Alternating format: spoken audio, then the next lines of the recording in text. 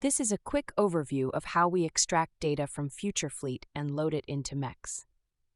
Once loaded into MEX, the readings automatically trigger schedules set up in MEX if limits or settings are reached.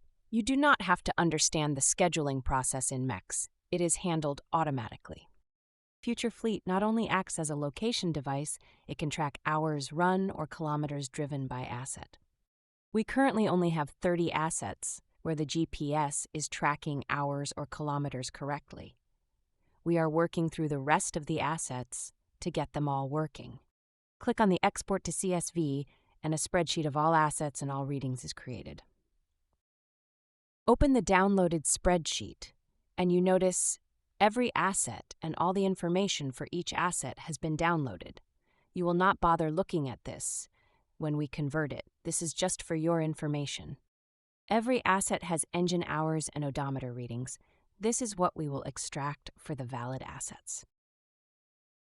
Open Cormol Extras, open FutureFleet, then click on Upload Data for conversion. Load the file and convert it.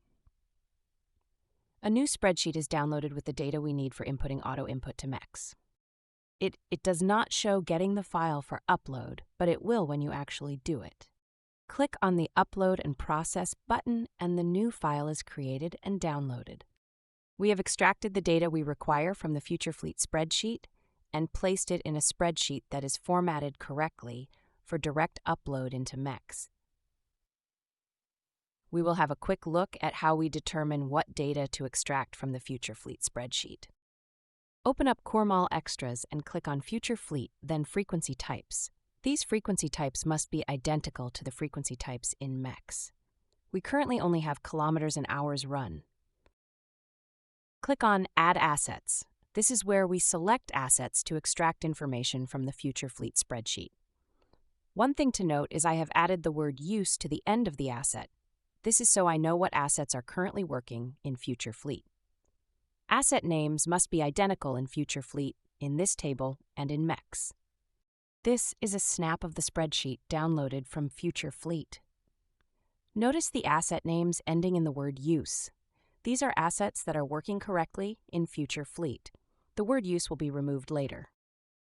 This is a snap of the spreadsheet created by Cormol Extra for export directly to MEX. Notice the asset names ending in the word use.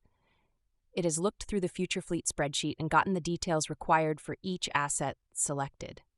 It ignores assets not determined by the table in Cormol Extras. Importing the data into MEX is via a bulk upload. Click on the hamburger menu, then select Import, Export. Scroll down until you find Readings. Click on Import, then select the file exported from Cormol Extra. MEX is now checking all the data before importing. There are built-in checks to stop entering data that is impossible. Once checks are done, you are shown how many lines of data will be entered and how many are incorrect.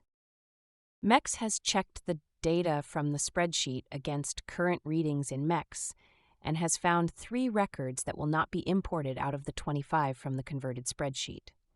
You can click on More Information to see what the issues are. If you click on the More Info button, it will explain why 3 lines are not being imported. We deliberately left these errors to show you how it works. The error says row 11 is invalid because the hours reading for Saturday, 22nd November 2025 for 1618.3 is not valid. It must be greater than 1620. This is Tele9U. The reading in MEX is higher than the reading you are trying to enter and will not allow you to enter this line. This is row 11 from the converted spreadsheet showing lighting, plant 1012 at 1618.3 hours run. This is the last reading in MEX showing lighting tower run hours, as last being recorded at 1620 hours. MEX will not allow a lower figure to be entered, so row 11 is invalid. There are 3 invalid readings, all deliberate.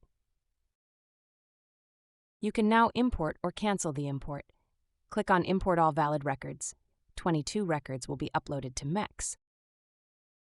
We do a quick check on one asset to check the upload worked. We use Lighting Tower 1002, which had an upload of 5,599.4 hours. We open MEX and see that the hours have correctly been updated into the MEX readings for Lighting Tower 1002. The other 21 line items were also correctly updated into MEX to the correct assets. The hours entered for Lighting Tower 1002 is checked by MEX to see if a new schedule has been automatically created. Notice the next due service is a 2,000-hour service at 6,000 hours, so nothing will be tripped by the new entry of 5,599.4 hours. This all happens automatically in the background. All you have to do is enter the readings, MEX does the rest, and determines what work is required.